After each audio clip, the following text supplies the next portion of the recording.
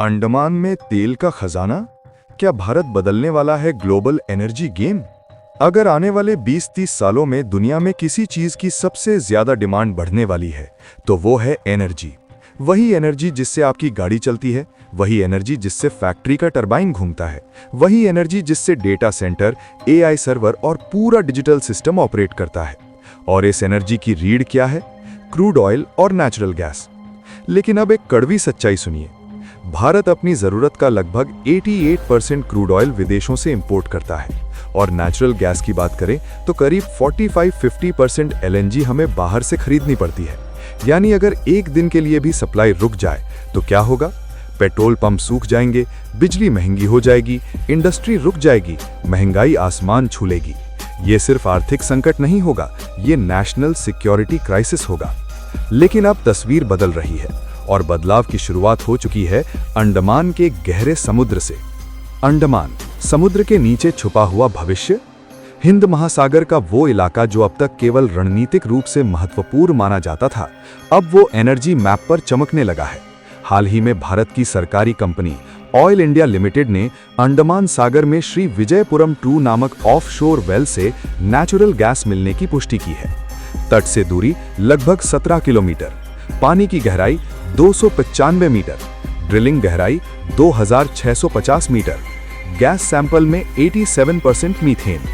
87% methane का मतलब क्या है? ये संकेत देता है कि गैस कमर्शियल क्वालिटी की है और शुरुआती अनुमान बताते हैं कि सीमित सर्वे एरिया में ही 307 से 370 million metric ton oil equivalent तक संसाधन हो सकते हैं। अगर ये आंकड़े आगे कंफर्म होते हैं तो भारत की एनर्जी कहानी पूरी तरह बदल सकती है। भारत की सबसे बड़ी कमजोरी, इंपोर्ट डिपेंडेंसी। आज भारत की तेल सप्लाई लाइन किन देशों पर टिकी है? Saudi Arabia, Iraq, Russia, United Arab Emirates और एलएनजी के मामले में कतर, यूनाइटेड स्टेट्स। अब सोचिए, अगर जियोपॉलिटिकल तनाव बढ़ जाए तो, अगर युद्ध हो जाए तो, अगर ओपेक प्रोडक्शन घटा दे तो। ओपेक कई बार उत्पादन कम करके वैश्विक कीमतें बढ़ा चुका है, जिसका सीधा असर भारत जैसे देशों पर पड़ता है। तेल महंगा, देश महंगा। जब कच्चा तेल महंगा होता है तो पेट्रोल डीजल महंगा, ट्रांसपोर्ट महंगा, बिजली महंगी, सामान महंगा, महंगाई बढ़ती है। यानी देश की पूरी अर्थव्यवस्था प्रभावित होती है। इसलिए ऊर्जा आत्मनिर्भरता सिर्फ आर्थिक मुद्दा नहीं, ये रणनीतिक सुरक्षा का प्रश्न है। 2016 के बाद भारत ने बड़ा कदम उठाया।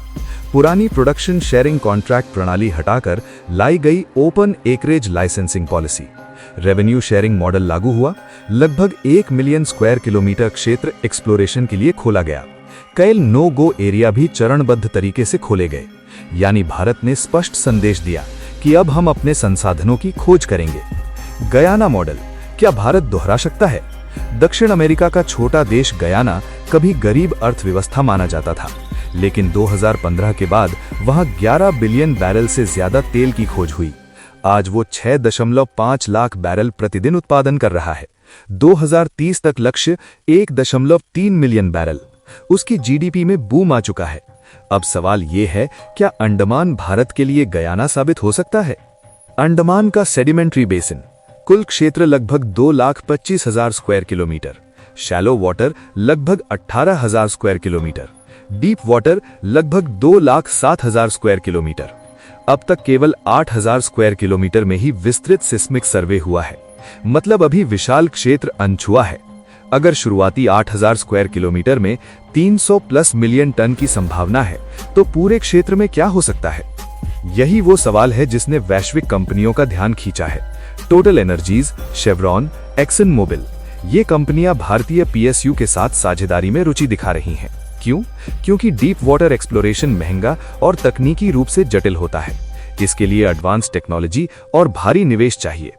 अगर प्रोडक्शन शुरू हो गया तो कल्पना कीजिए, अगर अंडमान से बड़े पैमाने पर गैस और तेल निकलना शुरू हो जाए तो इंपोर्ट बिल कम होगा, ट्रेड डेफिसिट घटेगा, रुपया मजबूत होगा, घरेलू उद्योग को सस्ती एनर्जी मिलेगी, एनर्जी सिक्योरिटी मजबूत होगी। ये भारत की रणनीतिक पोजीशन को भी मजबूत करेगा। अंडमान सिर्फ ऊर्जा का मामला नहीं है, ये हिंद महासागर के सबसे महत्वपूर्ण समुद्री मार्गों के पास स्थित है। अगर वहां एनर्जी इंफ्रास्ट्रक्चर विकसित होता है तो भारत की समुद्री रणनीति भी मजबूत होगी। लेकिन क्या कल से तेल निकलना शुरू हो जाएगा? नहीं। डीप वाटर प्रोजेक्ट्स में विस्तृत सर्वे, कई well drill, reserve confirmation, infrastructure development, इन सब में कई साल लग सकते हैं।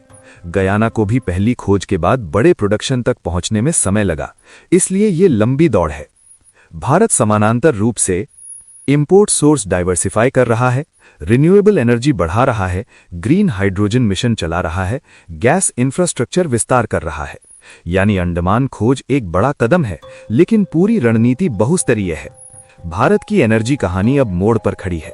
सालों तक हमने दूसरों पर निर्भर रहकर अपनी जरूरतें पूरी की, लेकिन अब हम अपने समुद्र की गहराई में झांक रहे हैं।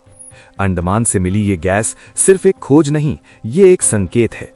संकेत इस बात का कि भारत अपनी ऊर्जा नीति खुद लिखना चाहता है। अगर आने वाले वर्षों में यहां बड़े स्तर पर तेल और गैस की पुष्टि होती है, तो ये भारत की अर्थव्यवस्था, रणनीति और वैश्विक स्थिति को नई दिशा दे सकता है। क्योंकि ऊर्जा सिर्फ ईंधन नहीं होती, ऊर्जा ही शक्ति है, और जो ऊर्जा पर नियंत्रण रखता है वो भविष्य पर नियंत्रण रखता है। अगर आपको ये डीप एनालिसिस पसंद आया हो तो वीडियो को लाइक करें, शेयर करें और चैनल को सब्सक्राइब करें।